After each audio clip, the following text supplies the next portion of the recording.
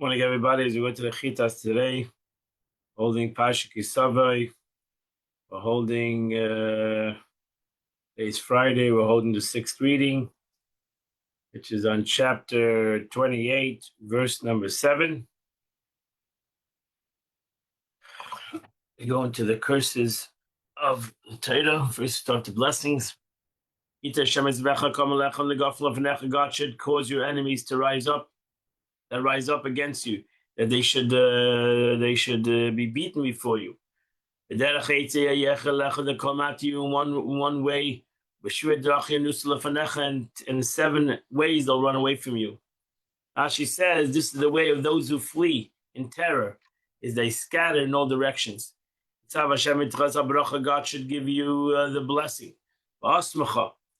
In your granaries, and everything you do, so God will bless you in the land, which God is giving to you. God should make you as a nation. God should make you a holy nation. As God has promised you, you're going to safeguard the commandments of God, your God, and you'll go in his ways. And then all the people of the earth will see that the name of God is associated with you, and they will fear you. And God will give you as a blessing in the fruits of your womb, the fruits of your animals, the fruits of your land, which God has promised, the land which God has promised your father to give to you.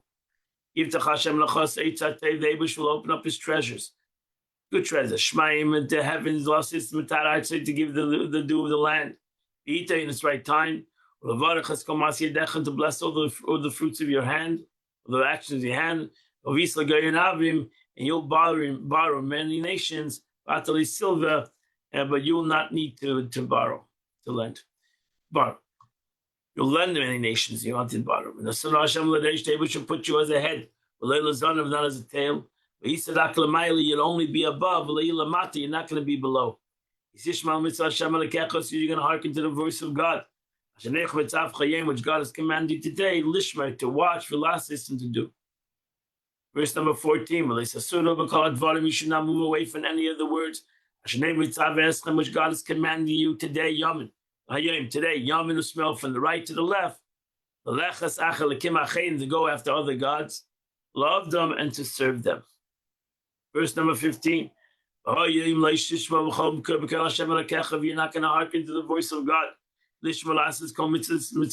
do all his commandments and his statutes, which God has commanded you today, and all the curses will come upon you, and will overtake you. Verse 16, you shall be cursed in the city, you shall be cursed in the fields. You cursed in your food baskets, your kneading bowls. Will be cursed will be the children of your fruits of your womb, the fruits of your land.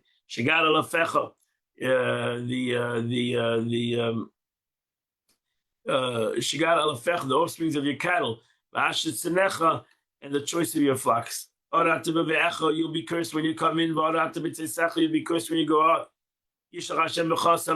God will send you shortages, and pandemonium, and self-rebuke, and everything you do.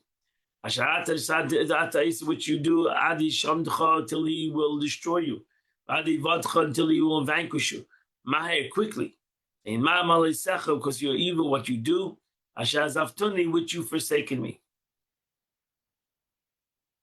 Rashi says this is the second, the cemetery, in order some kind of a tzadas. Rashi's confusion. The Abish will spread upon you an epidemic until you will be eradicated.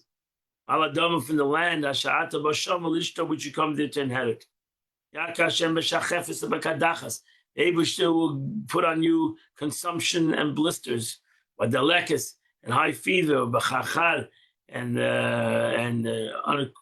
unequivocal thirst, b'cherev, and the sword, b'shidafan, and in the crops, the rotting of the crops, b'yerakin, the drought, and he will pursue until you perish.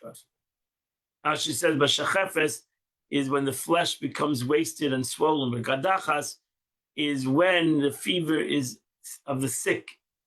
But dalekes, this is harder than kadachas. All types of sickness. As she says, the sickness that creates an internal fever, make one perpetual thirsty of water.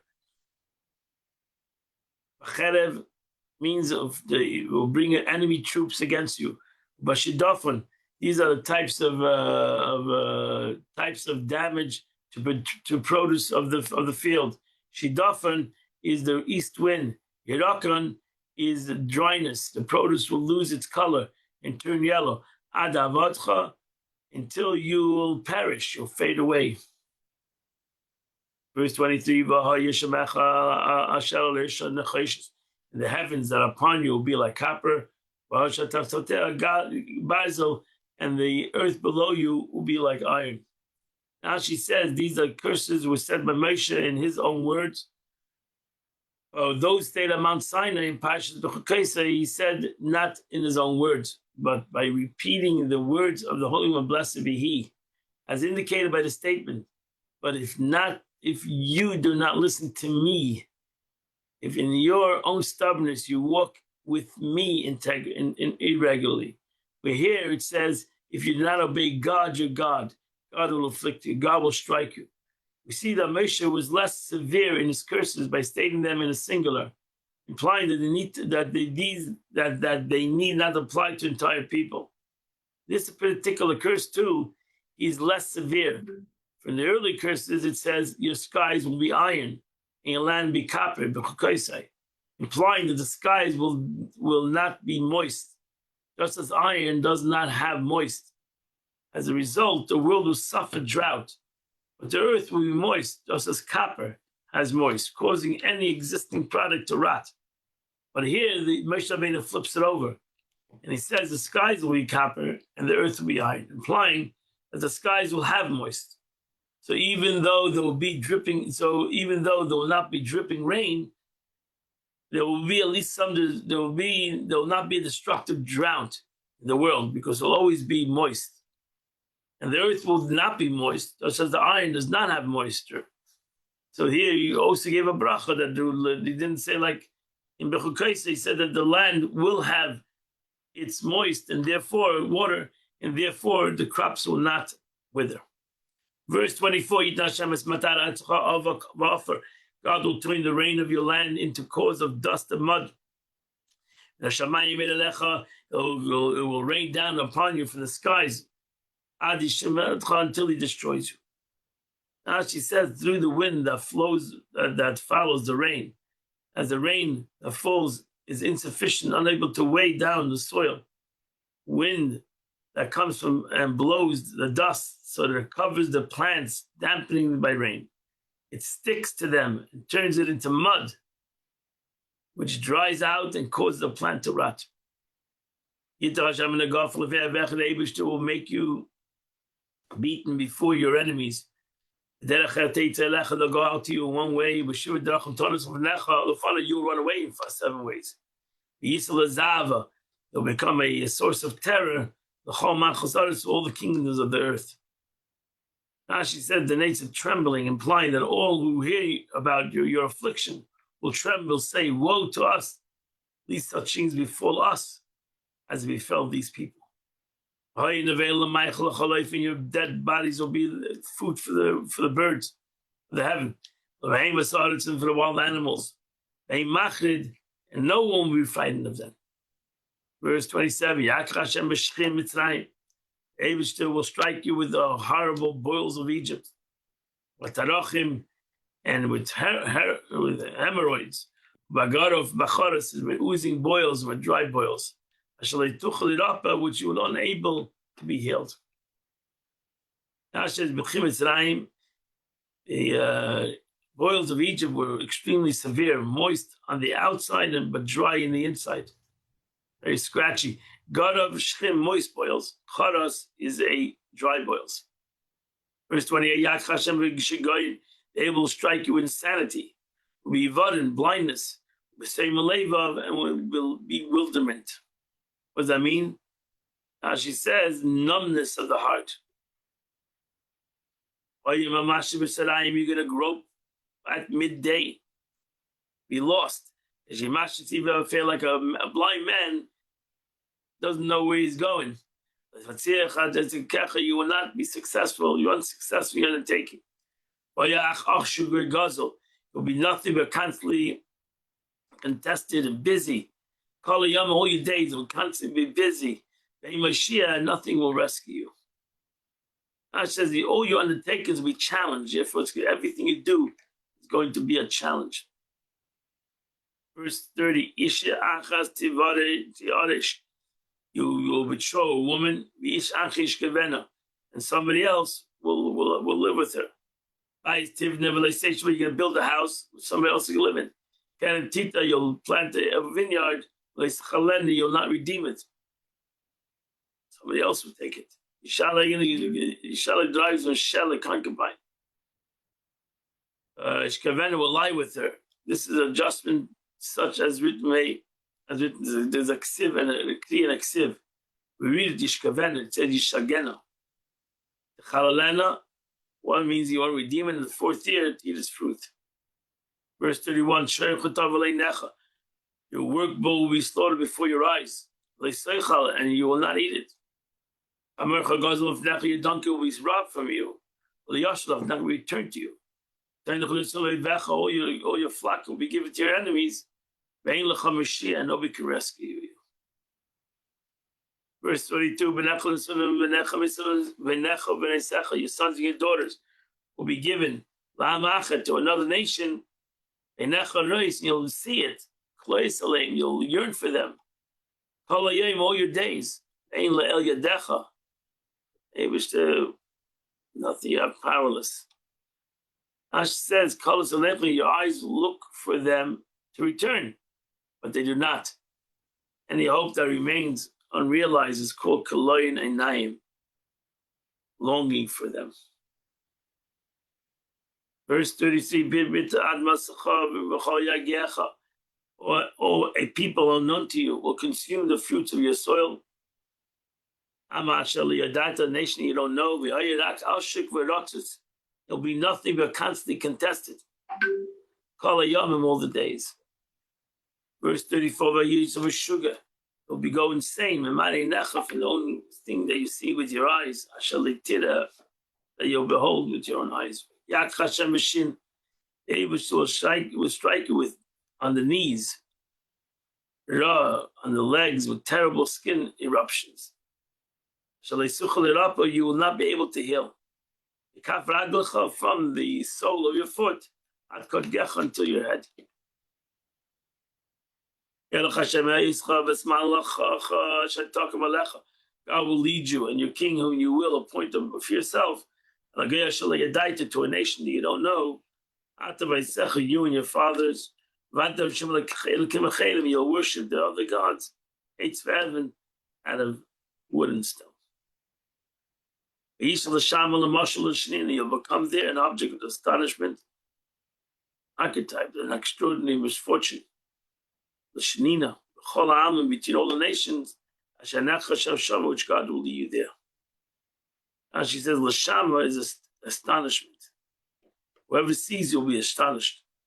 The marshal, an extraordinary misfortune befalls a person, people say, this is like the misfortune that befell so-and-so. People say, look at the misfortune that befell the Jewish nation. Shanina is a shinanta, comes to the word vishinamtem, what we say in the Shema, Lashon vishinamtem, Shnina is Yidababach, that the people, you'll become like the talk of the people. Verse 38, will take out a great deal of seeds to sow the field. Mata asaf, but a very little you'll gather. Because the locust will eat it all up. Actually, the Achsana will annihilate it. You're going to plant many vineyards and work them. But you won't drink any wine. And leave the grape, gather its grapes, to last because the worms will devour it. You'll have olive trees. In your whole land, but you'll never get any oil. Because your olive trees will drop. Ashes Yashil is Yasha Peresev, the fruits will fall off. You'll have sons and daughters. But you won't have them. Because they'll go into captivity. Your locust will denote all of your trees of the fruits. Because for your fields of fruits, and all your fields of fruits of your soil. Locusts will render it deprived of its fruits. That's the word Yerusha, will be deprived. Yerusha Yanir will be impoverished. Tzalzel is a kind of a locust. Over here, actually, Yerusha cannot be as inheritance. Usually it's inheritance. But then it would say Yirash. So Yoidish is the opposite. The resident alien that lives with you will go above you. Mila, greatly above you. You're going to go lower and lower. He'll lend you, you're not going to lend him. You'll be as a head. You'll be as a tail. All these curses are going to come upon you. Will chase you. Will find you.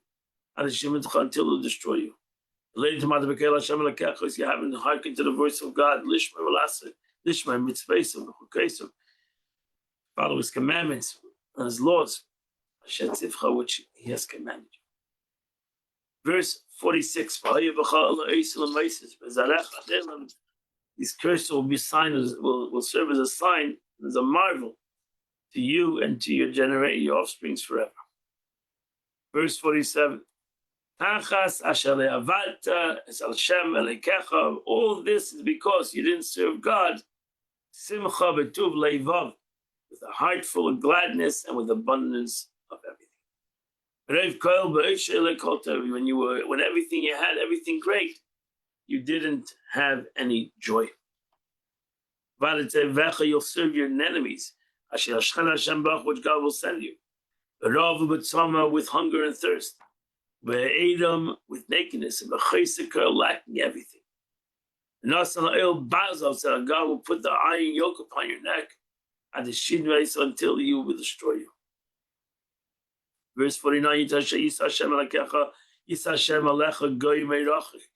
Abishta will bring upon your nation from afar. It's from the end of the earth. It will conquer you the way the griffin vulture swoops down on its prey.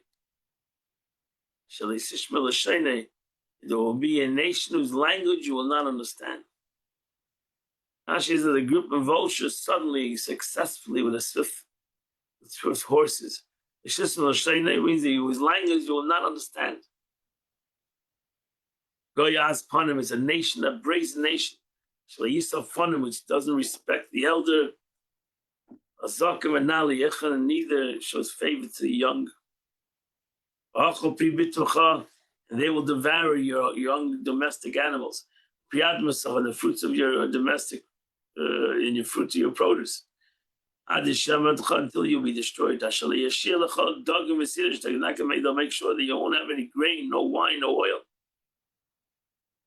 The offspring of your cattle, the choice of your flock, until you will be annihilated. Verse 52. They'll besiege you in all your cities until your fortresses will come down. Which you would trust in them.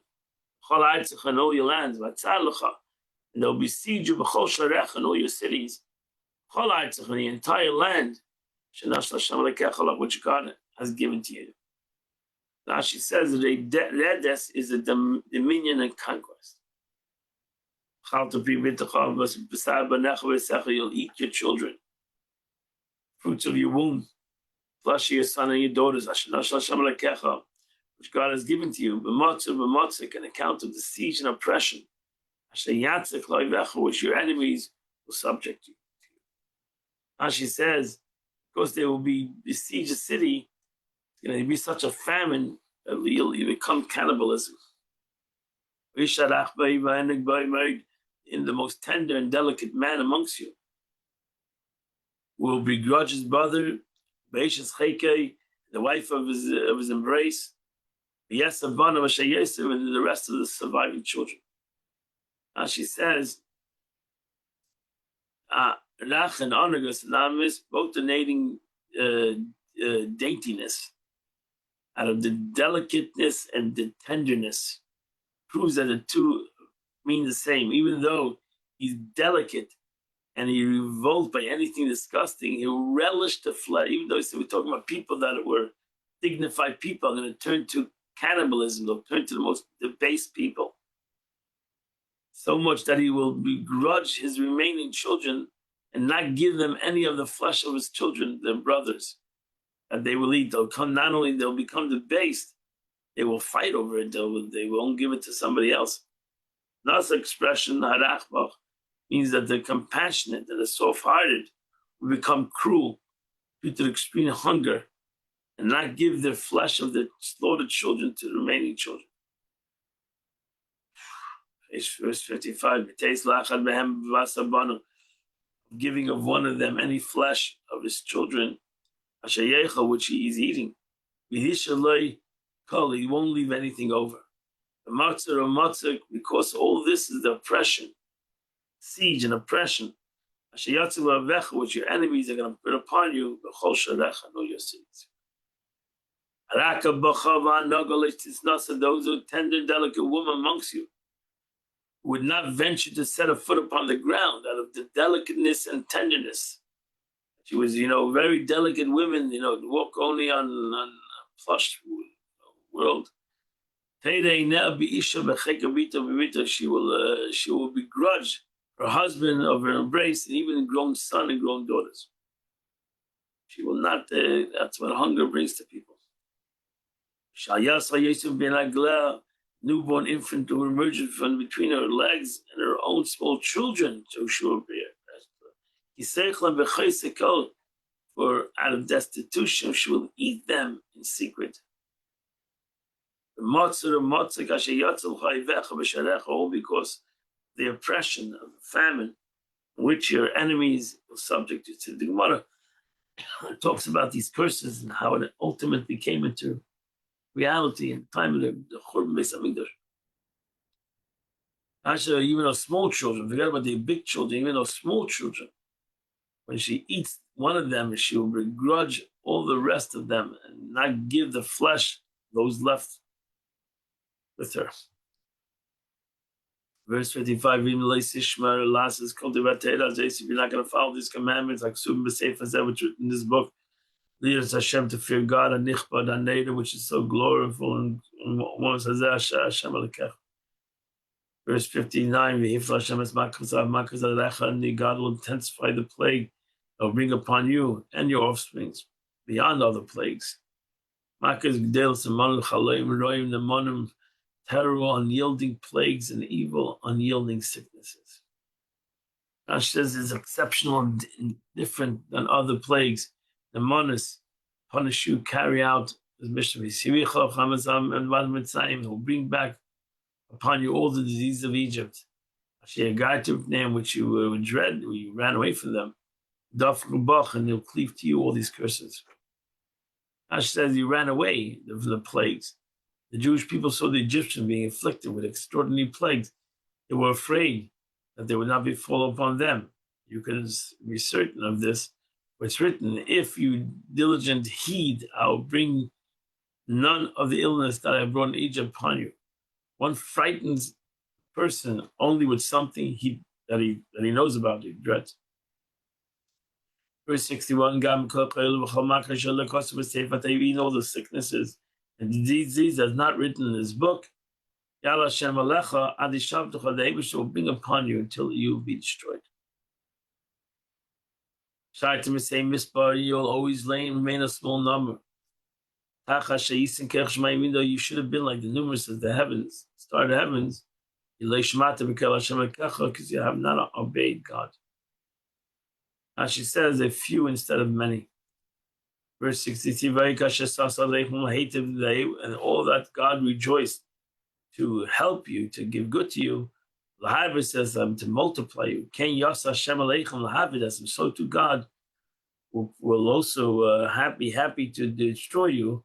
Lahashmid Eschem. Nesachtem ala Doma. You'll be uprooted from the land, Ashata Basham Lishto, from that soul which you came to live. As she says here, I mean, God will rejoice your enemies over you to annihilate you. Nesachtem Losh Nakida is a concept of being uprooted. Verse 64, if it's Hashem Kalam, God will scatter you upon all the nations. It's from the one side of the world, like the other side of the world. You ultimately serve other gods over there. To which you don't know. You and your fathers ate for heaven made out of wood and stone. As she says, you'll serve other deities. It means, as Unklish translates, there will be severe nations who serve idols.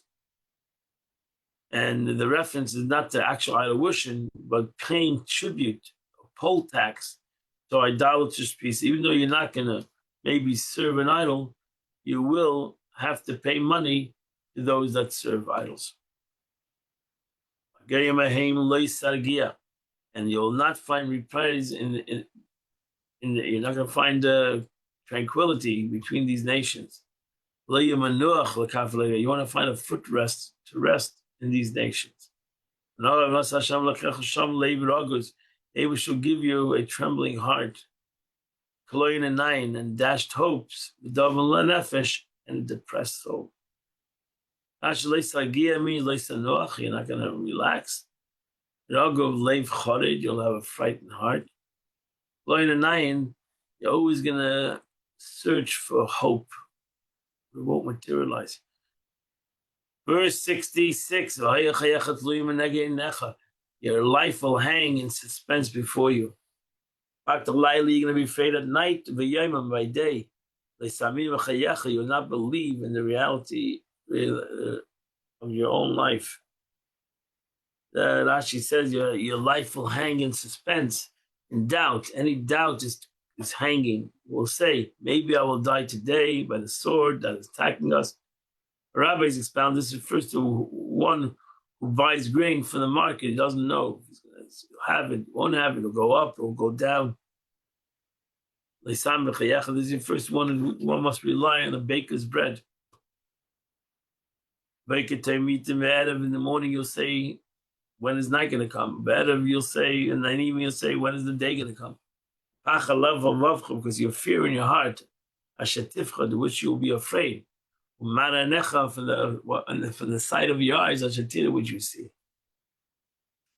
Ash says, if it were night, people say, "Oh, I wish the day's over."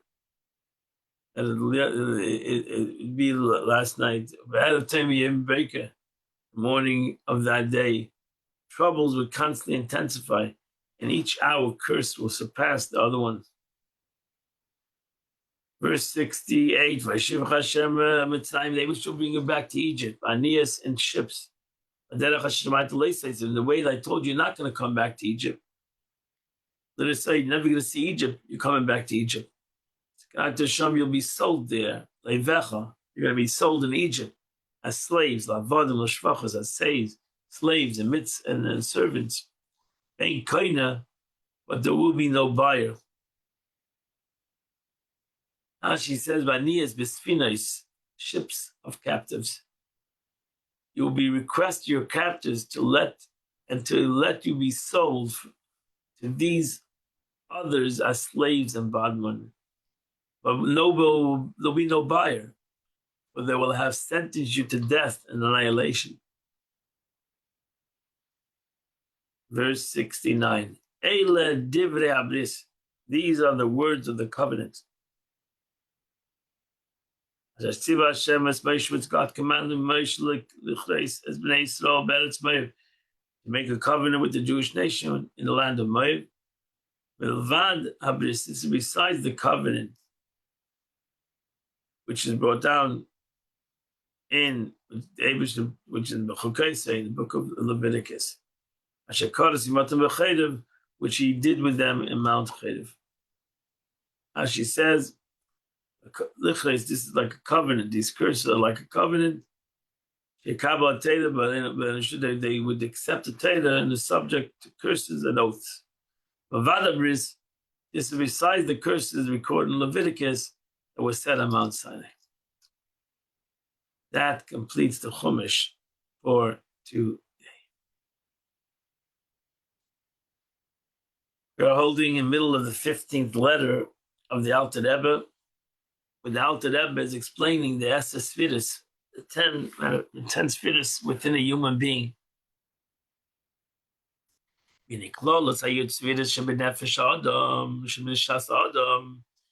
God, to totality of the 10 Sfiris as they appear in the soul of man. It's known to all. Derech Klal, or sometimes it's written in general, that the attributes are divided into 7 general categories.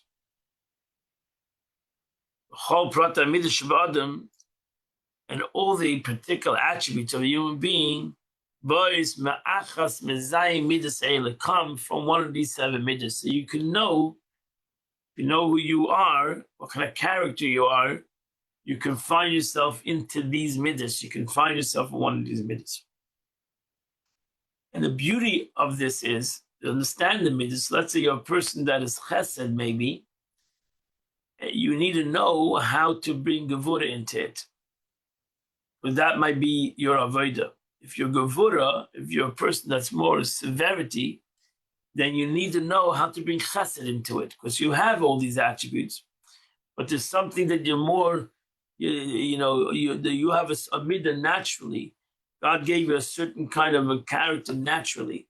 Now the Eibishter gave you all these midas, so therefore you have to know who you are and how to bring within your life the other concepts too.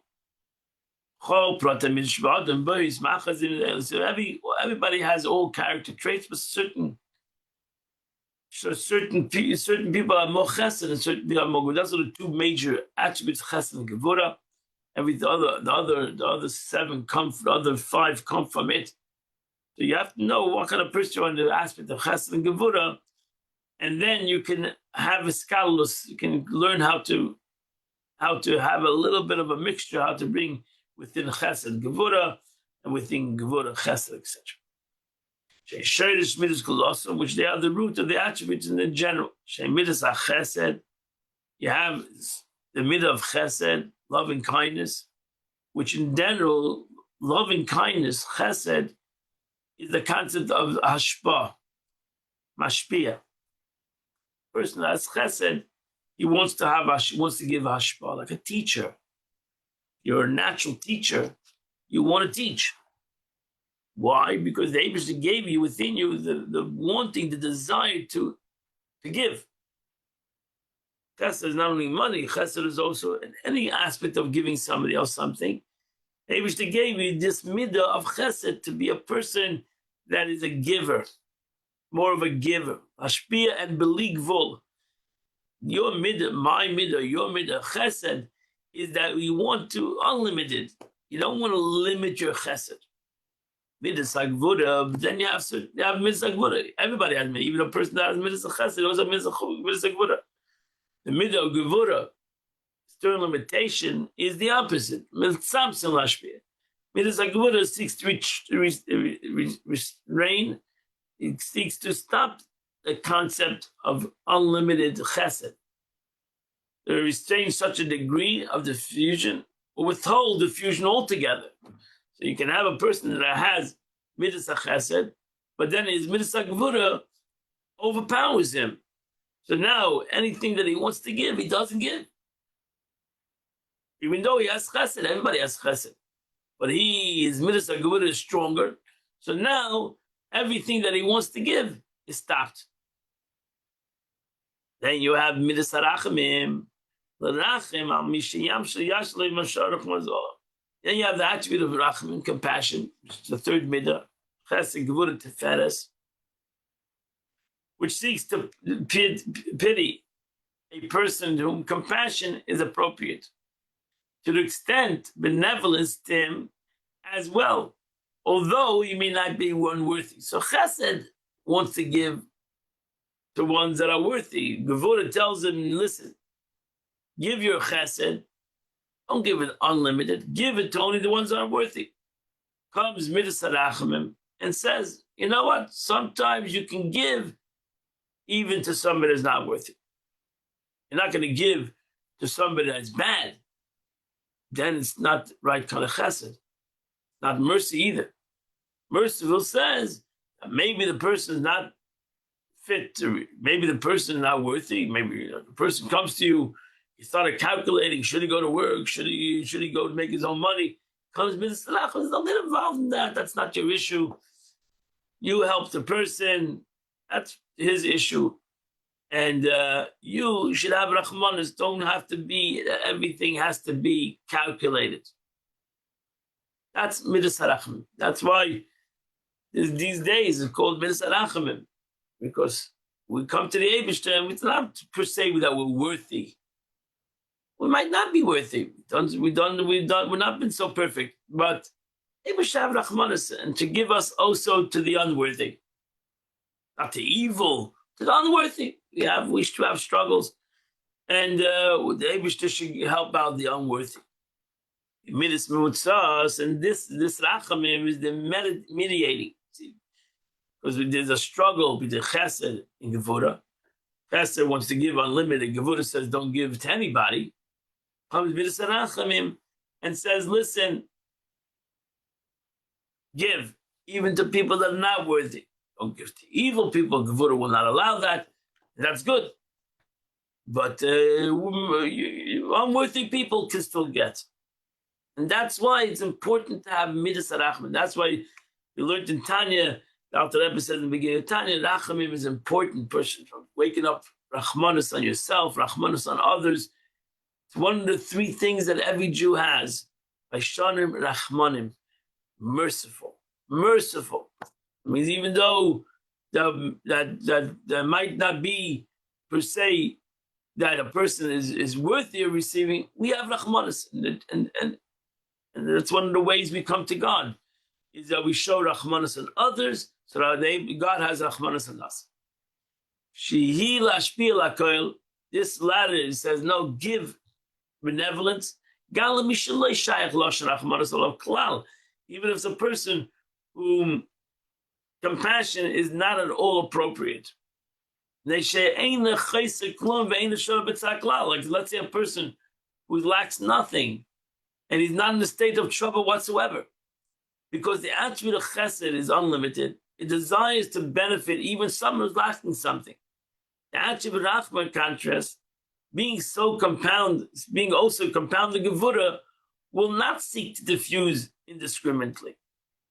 At the same time, Rachman pleads the cause of any individual who is in a pitiable state, however unworthy he may be. So that's the midas harachamim. So chesed has nothing to do with rich or poor. Person that wants to give chesed, he'll give to everybody. He'll give to the rich, he'll give to the poor, he'll give to the bad people. That's chesed. Chesed doesn't take into account anything. Chesed will give to anybody. Gevura says no, it might be to everybody. Gevura will say, what are you giving? Why are you giving? It's yours. And you should, the Eibishter gave it to you, and you should keep it. Rachamim says, no, gotta have a middle ground. And this middle ground is that you have to help people that are in need. You have to help people that are in need. There's no excuses not to help people that are in need. And as Moshe Rabbeinu said, there'll always be people that are in need. The person will tell you, Gevura will tell you, but maybe this person doesn't deserve it. Rachim says he doesn't deserve it, you help him anyway. Again, we're not talking about evil people, bad people. You're not going to give a person that has a drug issue drugs. Say, I'm going to give him. He needs. No, that's not that. Gevura will tell you that's not right. You can't have such mercy. That's what's called the Skalos Hamidus. Skalos Hamidus is when we take Chesed, Gevura, Tiferes, and we make a mixture of all of them, so that everything comes out correctly. So if you had Gevura and you would never give, you'll only give calculated, as the Gemara says, you're not going to give to anybody. You'll find a reason not to give to anybody. And that's because you don't have Rachamim, and you don't have the scholars of everything. So you have to have the mixture of everything to be able to do this correctly. Chesed, unbridled chesed is not good. Surely unbridled gevura is not good. You need to have the rachamim that brings the chesed and gevura together. The rachamim tells you that there is a capability of bringing these two entities together. There is the capability, even within yourself, there is the capability of bringing these two concepts together, and they should have a capability to work with one another. It's very important, because this concept of Skalos Hamidus is something that the world is struggling today. You see, the world in general struggles with this. You know, the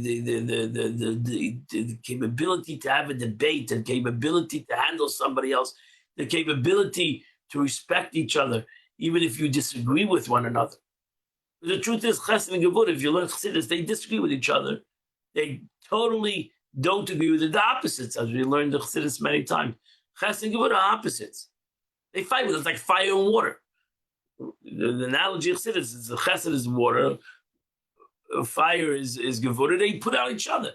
Fire puts out water. Fire puts out takes away, blows out water, and water puts out fire.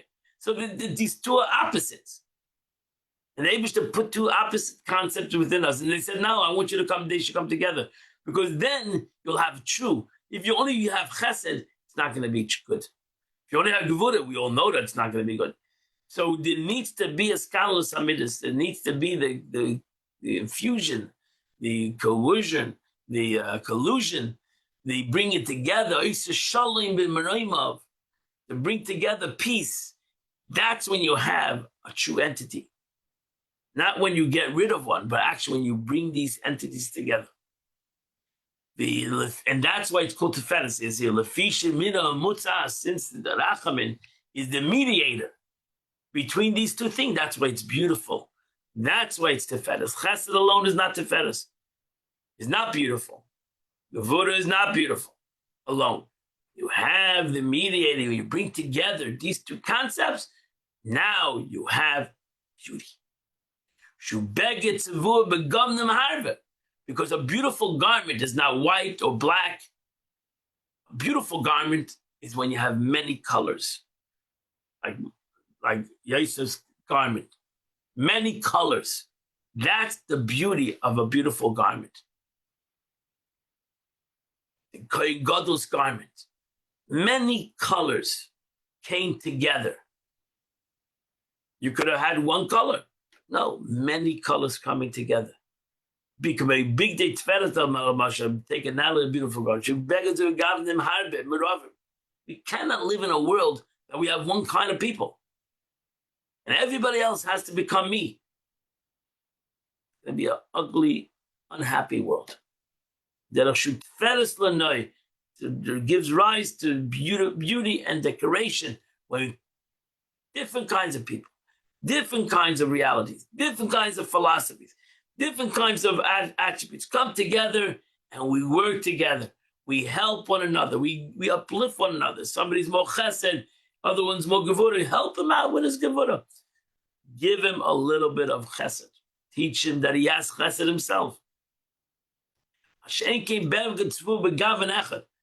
you take one garment, one color, you don't have the beauty.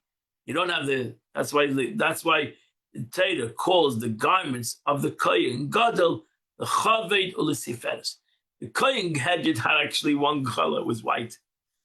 The Kohen Gadol had a garments of many colors. And that's why the Torah says, the Chaved Ulisiferes, it was for his honor and it's for his beauty. So he wanted to accentuate the beauty of the Kohen Gadol. Therefore, he wore 8 garments, and there was many colors. The ephod, which you saw on the Kohen Gadol wore, was made out of many colors. And that's the 3 major attributes. Chesed, Gevurah, Tiferes is the 3 basic important attributes in a human being. Chesed, Gevurah, and Rachamim, to be able to make a beautiful reality.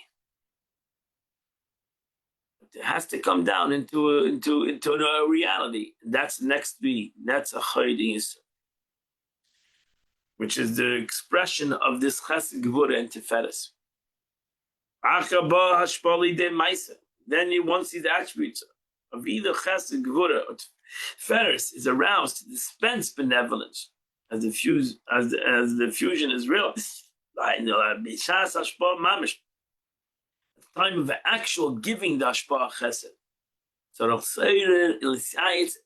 you have to deliberate how to give Chesed. So once you have Rachamim, you have the Chesed and Gevurah, and then you have the Rachamim together. Now, how do you give it?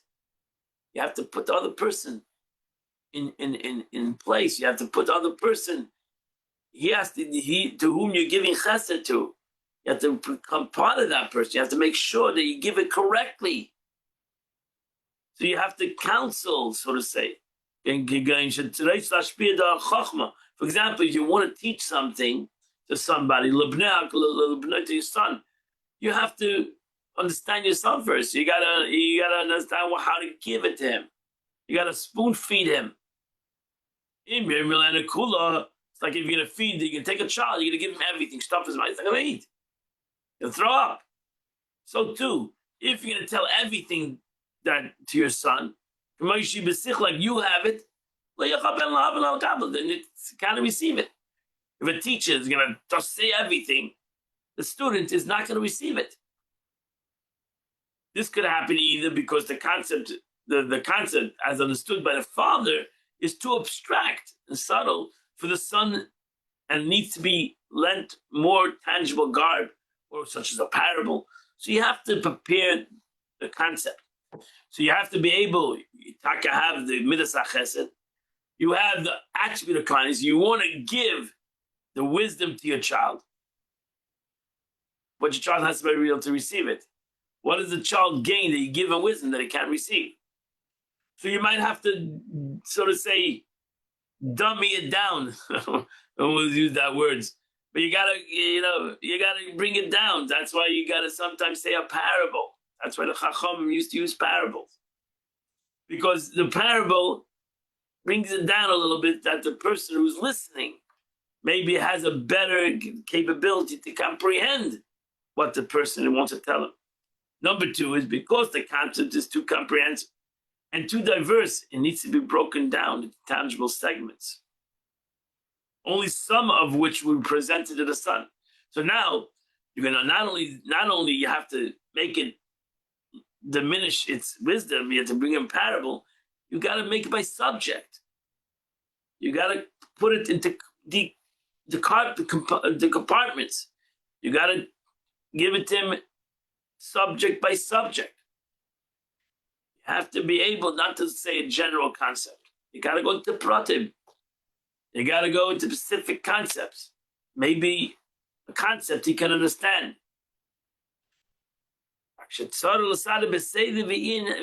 Rather, one needs to arrange it for him in a different order and context, such as providing example or turn of context.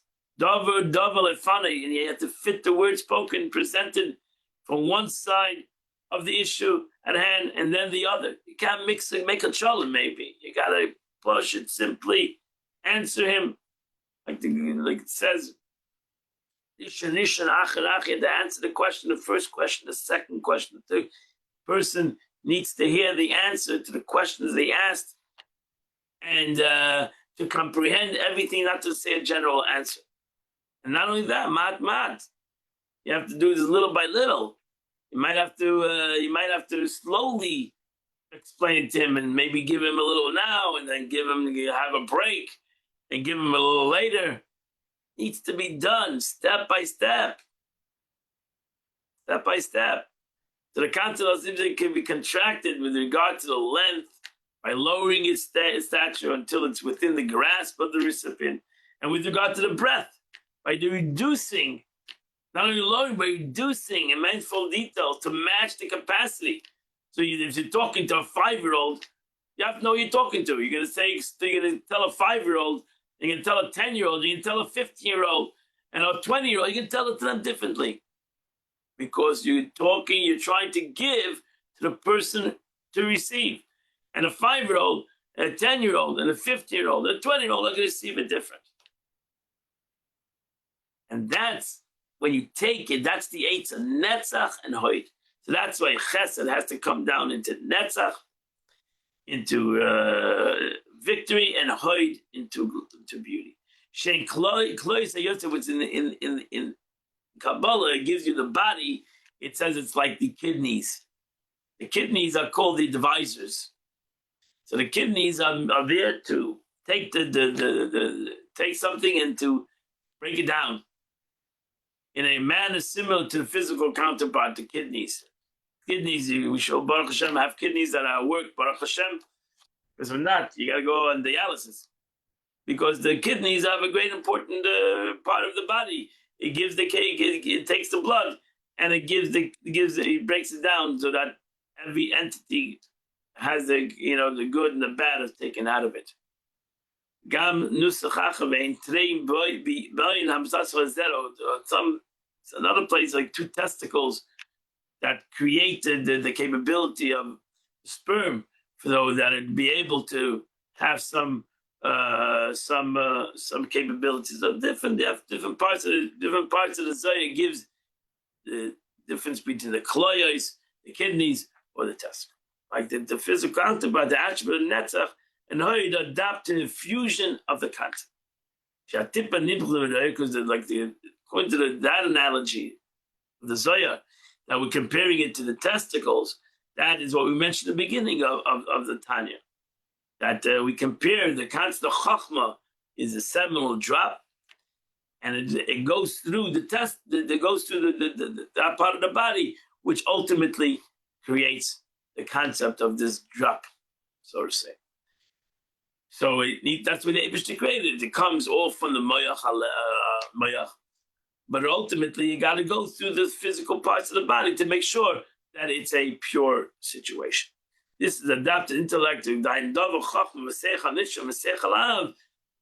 is the analogy of that everything comes from the brain of the Father. We mentioned the second chapter of Tanya. You cannot give to create a child. You can't give the seichel. It needs to come down into a zeta. So it needs to come down. To give the seichel, you're going to have an intellectual relationship, masculine and feminine. You're not going to have a child. You have to come down into Netzach and Hoid.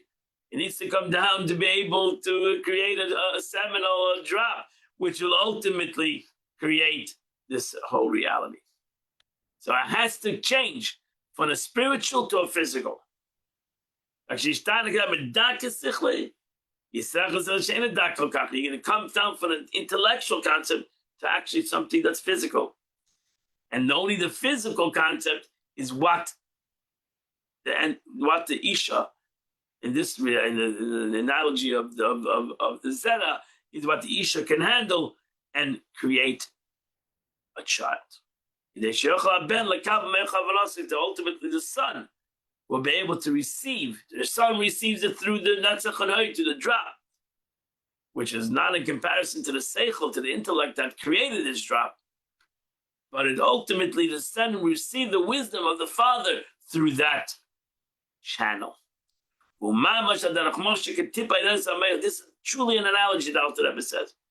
I'm not just telling you an analogy that this is a very mundane reality, but you understand the analogy, that's where it goes.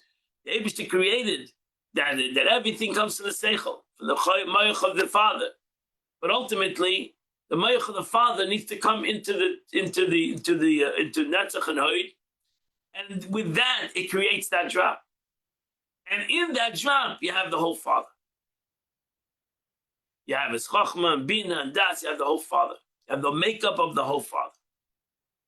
And that's why we started in chapter 2 of Tanya. He said everybody comes out from the Mayach Ha'av. Ultimately, every child comes out from the Mayach Ha'av. The father, the intellect, everything comes. But ultimately, he couldn't come down. If they're going to have an intellectual relationship, you're not going to have a child.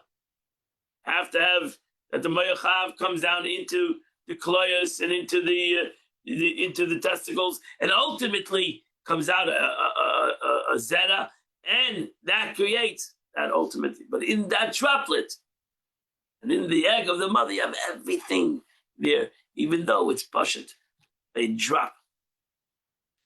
Dak ma'oid ma'oid. So you imagine, as the Alter Rebbe says, something that's so ethereal, something that's so spiritual, chachma, comes into it, nasa gases. Imagine chachma, with such a wisdom, great wisdom, comes into a physical seminal drop. That's what happens. Nasa gaser mamish. The kloyes with rebein that comes pasha physical. In the kloyes, the two testicles to become truly conscious, become a corporal entity. And in that drop, it is created a child through the mother, and in that is brakata davua. The son is part of his parents. This process parallels, in a way, as Alter Rebbe said before, from our body, see godliness. So we see the whole, when we see the whole Amshacha of Chachma, we see that, that's why in a Ilada, in childbearing, we see the whole concept, the way Chachma comes down into a physical reality. So we see the whole situation of Chachma, Bina, Das, Chesed, all connected to love, compassion, and all about this creates that it comes down into it creates a drop, and with that creates a whole new entity. This process parallels the progressives of a concept as the descent to match the capacity of the recipient. The Rebbe now speaks of yet another function that actually Netzach Hoid, separating a concept into various components. Netzach and Hoid are called grinders. V'lechaim, millstones. Shesheichim mon l'tzadikim. In Kabbalah, they say they grind the man for the righteous. It says when the righteous, when the Eibusha brought down man from the heaven, the righteous had it already made ready for them. The wicked had to grind it. So they grind it like the heaven, which is named Shchakim. When they grind the man, how was it grinded already? It was ground from the heaven. The heaven grinded it. Eibusha brought some of the clouds together and they grounded this man. For example, a person who grinds wheat in a millstone, which crumbles it into fine parts. So too the father needs to tamper the inside of the intellect subject he wishes to convey to He has to crush it. He has to break it down to parts. And give him spoonfuls, step by step. With device and discernment. So dividing a concept in this way, so that they're able to determine what would be presented and what should be withheld, is a contraction of the concept of death. Thus, Netzach and Hoid serve as to contract its length and its breadth and its depth. The concept in all dimensions. That's why it's considered like a millstone, because it pushes Netzach and Hoid. Take now that you have Rachman, you want to give. You got to know how to do it. It's all good intellectually. It's all good in theory. How do you actually bring it down in reality, that your theory and your all good intentions come into a reality? And that's it's a very, sometimes a difficult process. Take a second, but it's still a difficult process to make sure that our netzach and hoid, that our chesed gevura come down properly, that my rachmanis comes down properly. That means I have to do it properly to make sure that it's received properly. Where he says that I would always say this: things that come up from the heart, which is midas, if they come out correctly, they affect another person correctly. If they don't come out correctly, that's why you have sometimes a backlash. It might not be because of the person that is receiving it. It might be because of the person that's giving it. It simply has good intentions and it has good feelings, but it simply is not done correctly because it was does midas chesed, and it's even midas rachamim, but it's simply not broken down correctly. And if it's not broken down correctly, then the recipient cannot receive it. So what's worth the whole chesed? If you're giving chesed to a person, to another person. So you have to put the other person in this whole picture. The Rebbe would always say, you have to give the person what he is missing, not what you think he's missing. The analogy.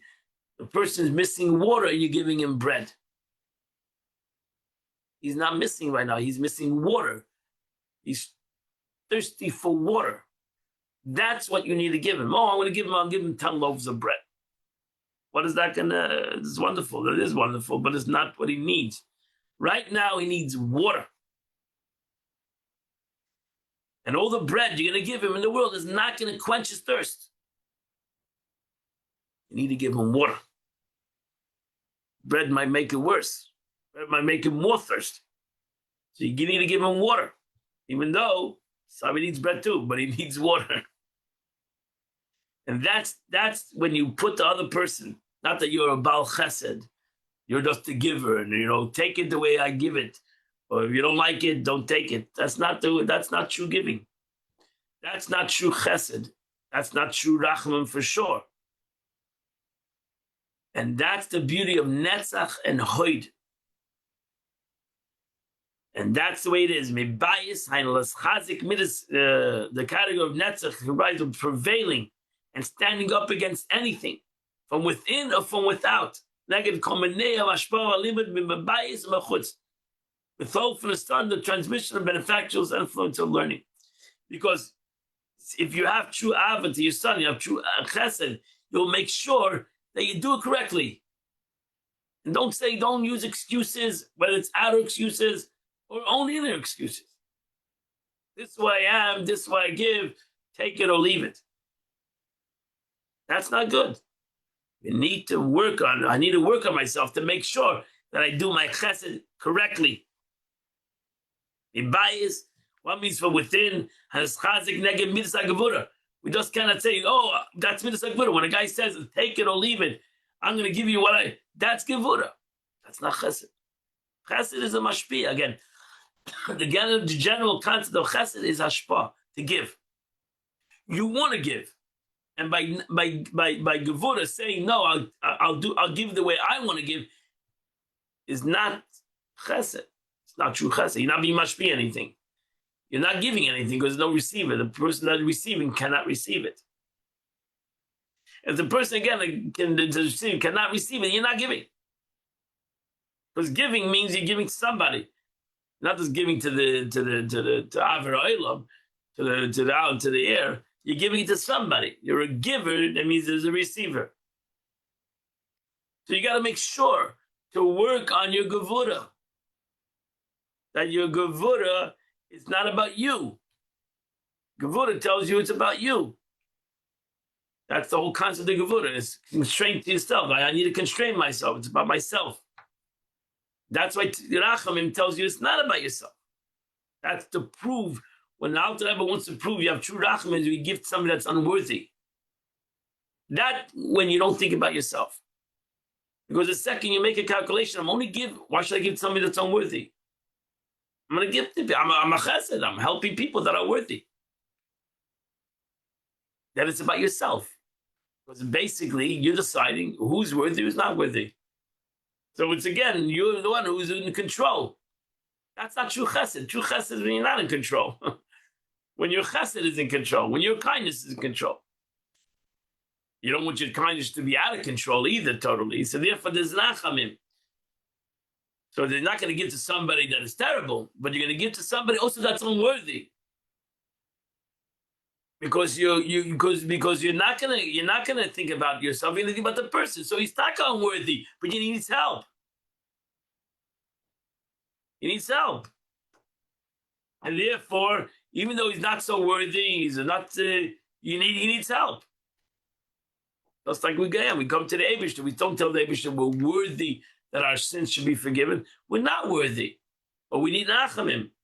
We're unworthy. We're coming to you because we're not bad people. We have struggles and we have some avedas, but Eibishter have rachmanos on us and help the unworthy. We're not asking the Eibishter to do something that is bad. Asking the God to forgive us and to give us and to help us even in our incomplete situation. We're not complete people. We're unworthy, which makes us in a way unworthy, because that's what Midas Adin says. You know, if you're honest, you're incomplete. You're incomplete. So what do you want from me? Midas Adin says, I only give to those that are worthy. You're not worthy. So why should you come even ask for anything? Go become worthy. That's what Midas Adin does. That's what Gevurah does. You yourself are saying you're unworthy. So you come to the Eibush and said, Chatanu. So if you're Chatanu, so what are you asking for? Anything? You say you sin. So go do tshuva or go and fix your sin, and then we'll talk to you. That's what Midas Adin says. Comes Midas Arachim and says, no, relax. That's a terrible situation. Not unworthy, but he has a good heart, and he's struggling, and therefore help him out. That's Midas Arachamim. That's Midas Arachamim. So the truth is, a person can see within himself if he has Midas Arachamim, can test it out very easily. If he has Rachamim on unworthy people. If he has Rachamim on worthy people, then it's not Rachamim. That's Midas Adin. Midas Adin says they're worthy. Okay, we'll give it to them because they're worthy. It has to be unworthy people. That's why you'll see always in Alter Rebbe. It says, talk about the Shfeilim, that when it comes to Duck, you have to tell people that are destroyed, down. They're down and under, they're struggling terribly. And it might be because they're unworthy people. No, comes Minister, comes Duck and says, I'm going to help everybody. Even you're unworthy, we're going to uplift you. Maybe by uplifting the person, by helping the person, he'll get out of his unworthiness. So some people might say, even on your own son, God forbid, you might say, he's unworthy. He's a dumbbell. I'm not going to teach him. Which I tell you, I have a son that's unworthy. Chas v'shalom. So you can even come and just and say, my son doesn't deserve. A person come to that conclusion too. Say he's not fit. Not fit. So that's a trouble. Be careful with that concept. Arguing not yet fit to profound knowledge. And then now follow a parenthetical note that Rebbe puts, the Vidikit Alter Rebbe puts a note in the text which states, Savyad Nisha Choser, note the manuscript's omission. According to some of the manuscripts, which are compared to the previous printed editions of Igeres HaKodesh, when the current edition is being prepared for publication, they found an omission here in the text. The Rebbe notes that the prevailing over influences from without is even more important to explain than the prevailing over influence from within. The fact that his explanation is lacking points to an omission in the text. In addition, according to the translation offered above, the category of netzach also comprises there is nothing amiss in the Alter Rebbe's failure to explain a corresponding aspect within Hoid, or Hoid comprises no such corresponding aspect. However, we don't mention, now the Rebbe doesn't mention it there yet. However, translation may be also be rendered in general. The category of Netzach also entails, meaning if this is indeed a proper rendition, then the question arises: why was there no corresponding statement in the general function of Hoid? It seems like the Rebbe like ignores Hoid. It's absent, like we'll demonstrate. There's an omission in the text. That's what Ksavia Nishum Chasa. There's something missing in the text over here. In this letter, there's something missing because the Alter Rebbe doesn't talk about Hoid at all. So something is missing. That's all. That's the saying inside Nishum Chasa. In the text, it's written that there's something missing in this letter. For whatever reason, it got lost. Because the Alter Rebbe doesn't talk about Hoid, it talks about Netzach, to be victorious inside and outside, from the inner and from the outer. It doesn't talk about Hoid. And goes to Yesod. The Chinis Yesod, the attribute of Yesod, by way of example, Derech Mashal, Yesod is foundation. Yesod is the middle rung again. So that's like you have Chesed, Gevurah, Tiferes, Rachamim. Rachamim goes to the essence. Rachamim goes to the essence that, that even though intellectually or maybe viably the person doesn't deserve it, but I'm going to forget about the just, I'm going to the person. I'm going to care about the person, to the essence. So too you have Netzach, is victory to overcome things. Yesod, Hoid is connected to Gevurah, and Yesod is to go to the essence. So that's why you have in the diagram, you have Chesed, Gevurah, Tiferes in the middle. You have like Chochmah, Bina, Das is the middle. Chesed, Gevurah, Tiferes is the middle. Rachamim, Netzach, Hoid, Yesod is the middle. That's the essence, the middle rung. So the middle rung is Das, the unifier. Rachamim, the unifier again. And then you have Yesod. Yesod is, again, the unifier. To be able to go to the inner. Instead of going to the chutzonis of things, go to the pnimius of things. Go to the essence of things. That means, forget about thinking about the worthy of your son, or if he's good or bad. He's your son. He's your son. What means he's your son? He's part of you. He's your essence.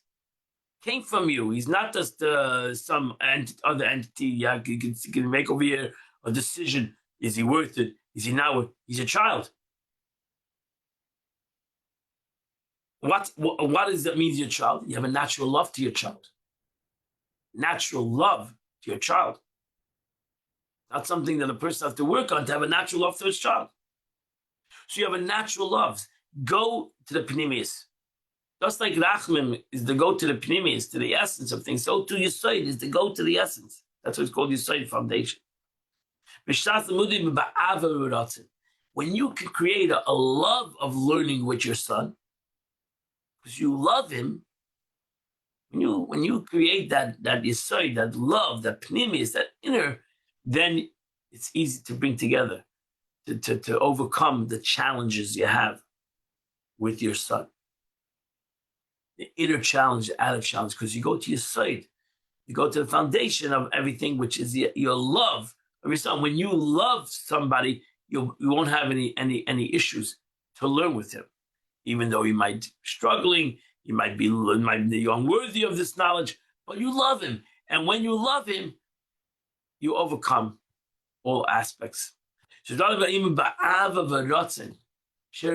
because you have a true desire that your son should understand. When a person has a true desire, when he's doing it out of necessity, well, the son is unlearning, he's not learning, his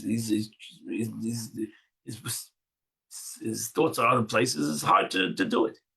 When a person has a ratzon to connect to his son, to because he loves his son, then he's going to figure out a way to be able to communicate to his son because he loves him. Loves him. Because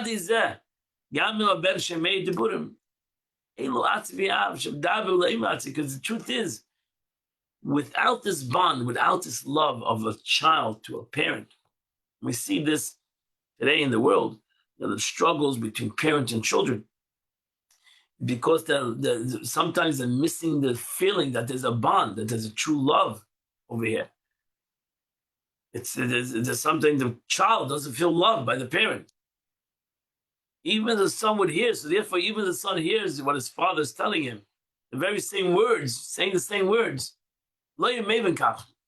Since the son feels that the father doesn't love him, doesn't have a real desire, just wants to dictate to him, just wants to tell him what to do, he doesn't hear it the same way.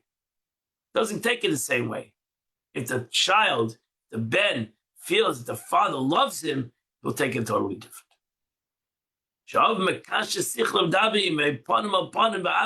the father binds his intellect to him and speaks to him face with love and desire. That he desires that his son can learn it. Not because he's trying to dictate to him something. He pushes as Ava to him. And therefore he wants the son to listen to this. Not that he wants to just dictate, tell him what's right and what's wrong. Pasha wants his son to have, loves his son. That's why he wants to tell him this concept. So too is every Jew. The son is just an analogy. It's very easy to tell people that what to do, but they're not listening because they know you're just reprimanding them or you're just dictating to them. You think you're smarter than them, you're putting them down. You're showing them that you're smarter than them. That's not the way they're going to listen. The father's not merely want to enlighten his son. That's not the point of the conversation. His desire stemming from Yesod is powerful because he's driven by pleasure. He wants to have this. He wants this relationship. He wants this connection.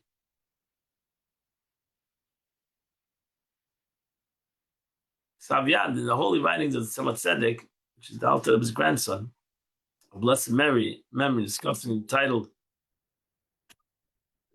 Ki Yedaitiv, because I know you.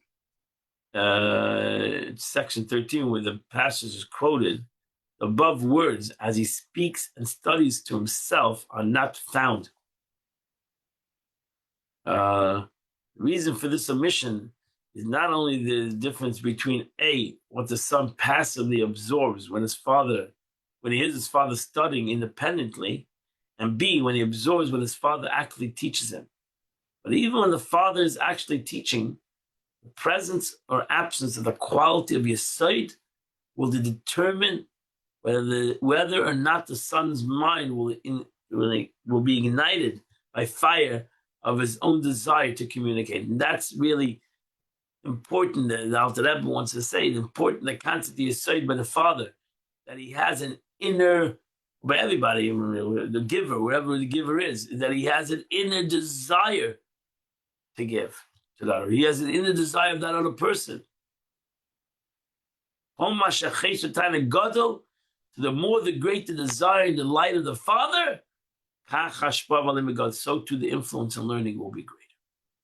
Because then the son can receive, because he feels the father's passion, feels the father's love to him. And the father will be able to give more. So it's all dependent on Yesod, on this. Again, it's dependent on Rachamim, Yesod, both are the same concept. Person has to feel the love that you have for him. Now you can rebuke him. Because through the desire and the light, and with a content of disposition, his own insight is heightened. That means when the father is in love with his child, and he has this deep relation. Now his mind is broader. He's a broader mind. If he's in contention with his son, he's worried what he's going to say and how he's going to say it. But if he has a true ava to his son, his mind is much broader. He's amplified, he's bestowed enlightenment upon his son. We see that in reality. It's a fierce, spiritual, physical, professional, it's a firm zone that results from the heightened desire, the light we see. That ultimately, the more the light there is in this intimate relationship between a husband and wife, the more spermazone there is, the more zera there is. So the more the light, tainug, in a relationship is, the more there is not only a delight, there actually is a physical response to it. Because through which it elicits from the brain, from its source, a lot. And that's why Kabbalah seeks to illustrate, even though it's a very mundane example. Shlomo Melech used the example, seeks to illustrate imparting of knowledge out of this sense of pleasure. Use the analogy of physical union, intimacy, human intimacy, for there's a number of similarities between these two expressions of the attribute that Seder has explained. So if you, Shlomo Melech and Kabbalah give a very mundane reality that how tainug, how delight affects a human being. Begashmis, when a person has pleasure and he has delight, even in this relationship that he has in this physical relationship, it changes the physical dimensions of everything. Even though it's tainug, it's delight, it's very ethereal, it's very spiritual concept, but it changes the reality. That's the way. So the analogy is the same thing. The more there is Yesod, the more there is the foundation, the essence that we will love each other, we care about each other, the more there's Ashpa. The more there's the giver and the more there's the receiver. The giver gives more, the receiver has the capability of receiving much more.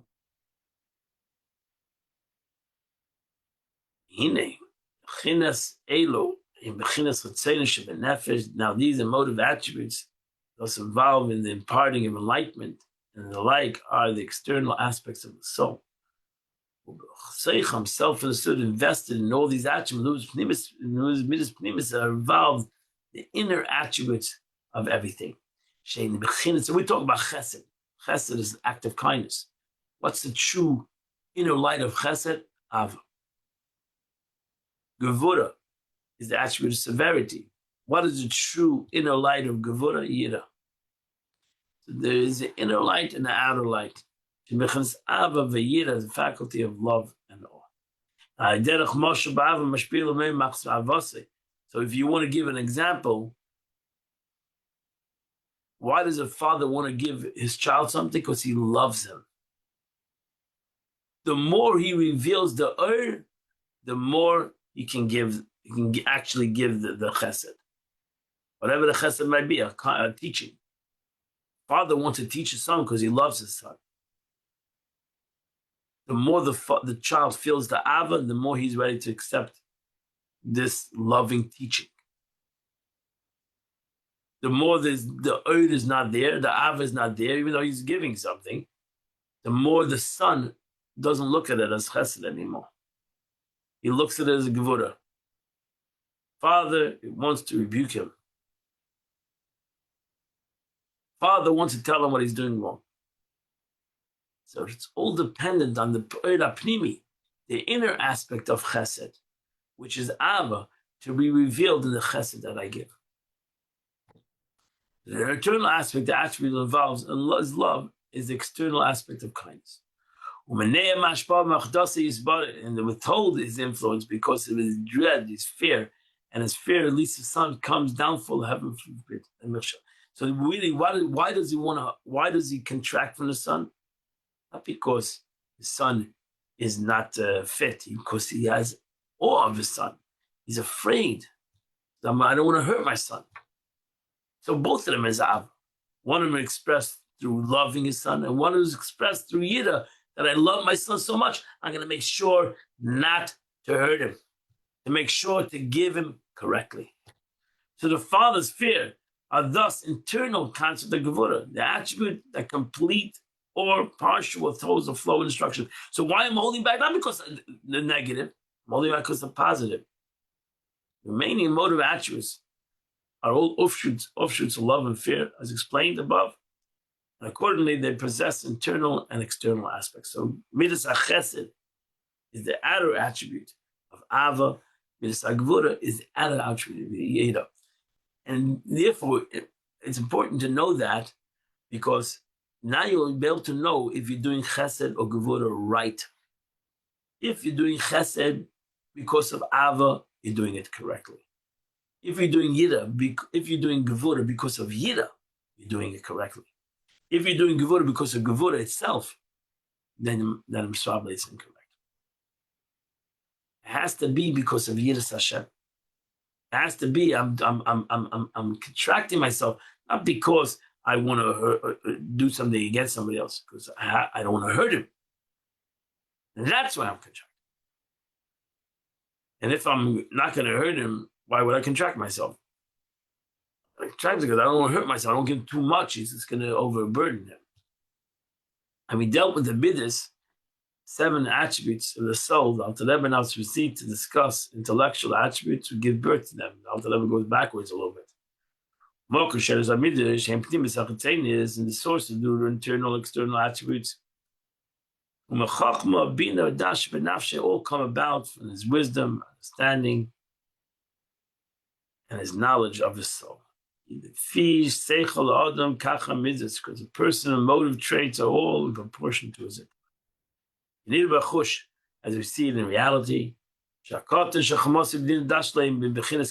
a child whose wisdom and understanding and knowledge is all small, so too his emotions, nature is all small things. Gam gedelim, and so too adults. Adults can have small minds too. The motive traits developed in proportion to the intellect. There's a verse says, according to his intelligence, a man is praised. The word ish over here is an appellative to the emotional traits. The verse, as man, so is his gevura. The previously quoted verse is teaching us that a person's emotive traits are praiseworthy in the proportion to his chabad. Because according to the extent of his love and kindness, corresponds to the extent of his wisdom. So too all the other midas, whether it's internal or external, it all comes from the wisdom of man. And what in Chachma, Bina, and Das, what is the most important thing? The most important thing is his knowledge. Which the inner aspect of Das is your Chachma Bina, but it all comes down to Das. So he can first grasp the essence of the concept through the seminal flash of illumination afforded by his faculty of Chachma. He next understands it fully by the means of analysis and amplification, which are the function of faculty of Bina, ultimate thing. He must immerse himself in concentration of the concept, binding and unifying himself to the point that beyond mere intellectual comprehension, he also senses and experiences it. That's the unified Das. It's not a concept. It's not a philosophy. It's who I am. That's when you have a relationship with your knowledge. You have most of the things we learn. We have a relationship with our Chachma. We need to have a relationship. We need to have a true relationship with our Chachma. It's a philosophy. It's a nice drasha, nice concept. You can talk about, concepts of Ava. When does this concept become real? It's when it becomes Das, when it becomes me. This is who I am because of the knowledge that I've learned. This faculty that is critical to the development of midas, because if it doesn't, not you, you're never going to change you. You never have midas. You'll never have Avos Hashem, Yiras Hashem, because it's not you. Such as the spiritual emotion of love and awe of God, for that knowledge provides them with the sustenance and vitality, as we learned in the beginning of Tanya, chapter 3. It is Nira B'chush, as is steadily observable. Lefi shina days b'nei and the difference between the motive traits on various people corresponds to the differences in their respective degree of das. The more they will work on their das, the more they will have better midas.